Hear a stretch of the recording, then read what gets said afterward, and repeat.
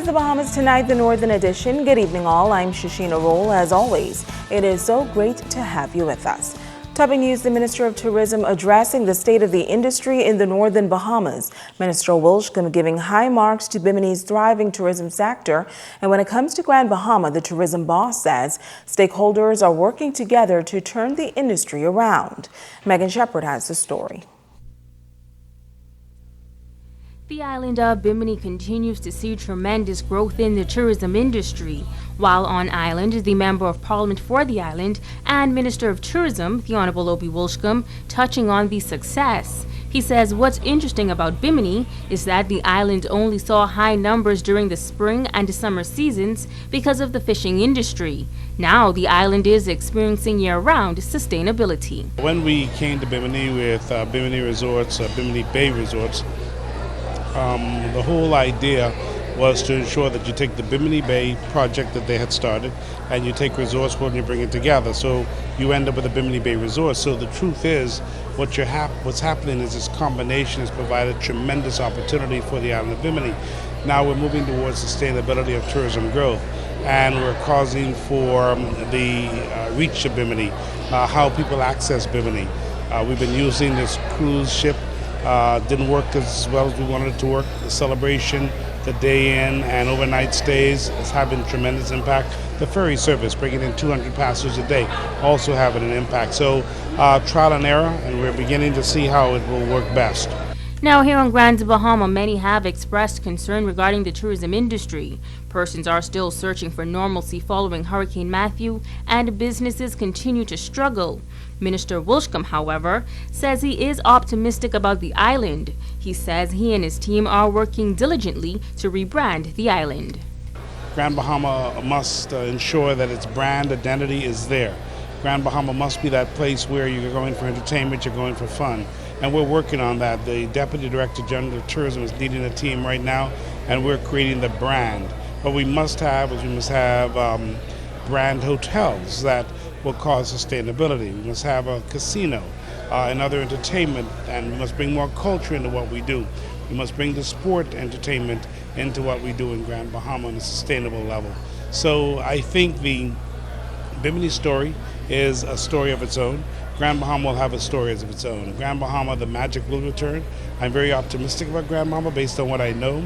Minister Wilshcombe notes that islands throughout the Bahamas are experiencing economic sustainability, and he is confident that Grand Bahama will be no different. Megan Shepard, ZNS Network News. Over in Abaco, residents there have kicked off the Yuletide season with the traditional Abaco Christmas festival. The Prime Minister, the Right Honorable Perry Christie, traveled to Abaco for the event. Italia Hall was there. Hundreds of persons turning out for the 13th annual Abaco Christmas Festival in Marsh Harbor, Abaco. Things got started around 3 p.m. with the Raw Bahamas Police Force marching band.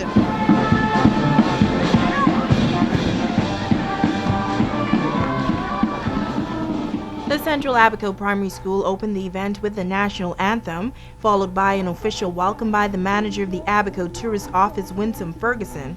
The Member of Parliament for North Abaco, Renato Curry, brought brief remarks and introduced the nation's leader, the Right Honorable Perry Christie. Even though we have persons of different ethnic background, we come together as one people, one Bahamas, and we show that spirit of love. And you know, I would like to see us do this all and every day. Prime Minister Christie says Christmas is something that he looks forward to every year. To those of us who've had many, many Christmases, we can never get enough. And it's important for me to say that it's a wonderful time of the year because we stop to recognize that we commemorate the birth of Christ. He commended the Member of Parliament for South Abaco, Edison Key, for his contributions to the island and declared the festival open. You had a vision, Edison, to build this park. I can say very easily today that Jerome Fitzgerald, the Minister of Education, turned to me and said, we should name this after Edison Key.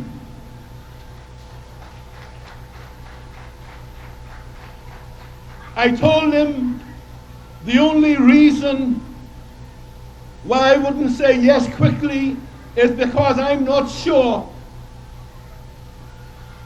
that this is all I would like to do for you. These residents say this festival kicks off the festive season for Abaco. I came here so that I could find some good stuff, some good deals, and anything that's good. And how's it going for you so far?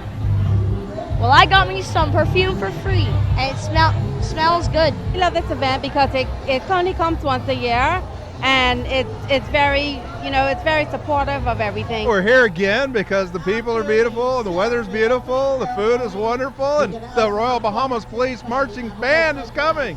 Italia Hall, ZNS Network News. In other news, police are investigating a traffic accident that has left 2 persons dead and left 3 others hospitalized in serious condition. Police were called to Bayshore Road in West End around 2 o'clock this morning, where a green Ford Taurus vehicle with 5 passengers had crashed into a utility pole, killing the male driver and a female passenger. The other passengers were transported to the Rand Memorial Hospital by ambulance and are said to be listed in serious condition. Now, police have not stated what may have led to the fatal crash, but they are appealing to the general public to drive within the speed limit and to always wear seatbelts. A man was found shot to death yesterday here on Grand Bahama, and the search continues for the person or persons responsible. The victim is classified as the 18th murder for the year. Kimberly Mullings has the details. Just 4 days into December, police officers on Grand Bahama were called to a crime scene for the 2nd consecutive Sunday. Around 9:45 a.m., police on Grand Bahama were alerted to the residential complex of Imperial Gardens about a suspicious vehicle in the rear parking lot on Tangelo Court and Banyan Lane. Upon arrival, police began initial investigation of a silver Nissan Sunny with broken glass to the passenger's side, which engine had been left running for some time. Officer in charge of the Northern Bahamas, Senior Assistant Commissioner of Police, Emric Seymour says, upon further investigation, police discovered a body of a lifeless black male who had apparent injuries to the body.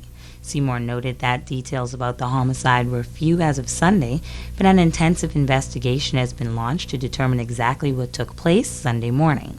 The vehicle on the scene was impounded by police for further investigation, and the identity of the victim has not yet been released. Police are appealing to the general public for anyone with any information about this latest murder to contact them at telephone numbers 350-3107-12, 911-919, or call your nearest police station. Kimberly Mullings, ZNS Network News.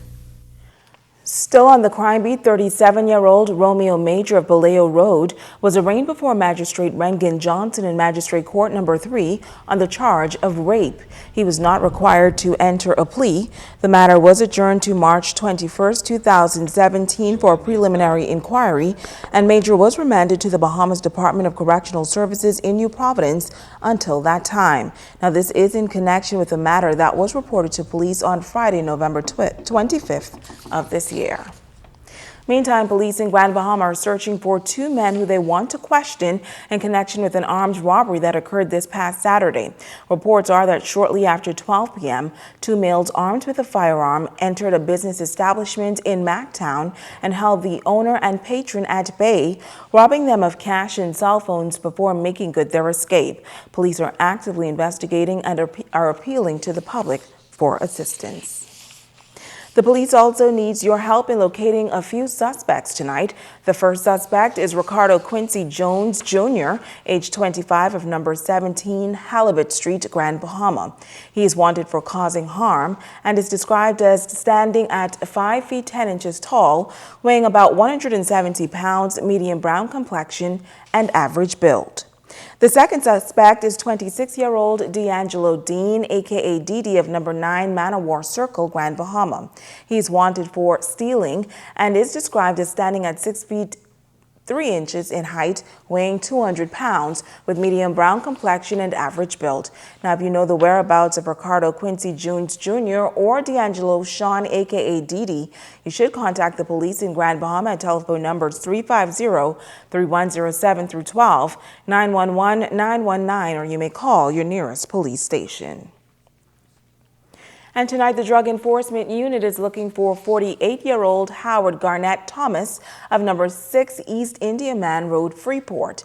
Thomas is wanted for questioning on the charge of possession of dangerous drugs with the intent to supply. He is of dark complexion, average build, 160 pounds, and about 5 feet 8 inches tall. Now, if you can help DEU officers in locating Howard Garnett Thomas, pick up the phone and dial 350-3152, 350-3123, 911, or 919.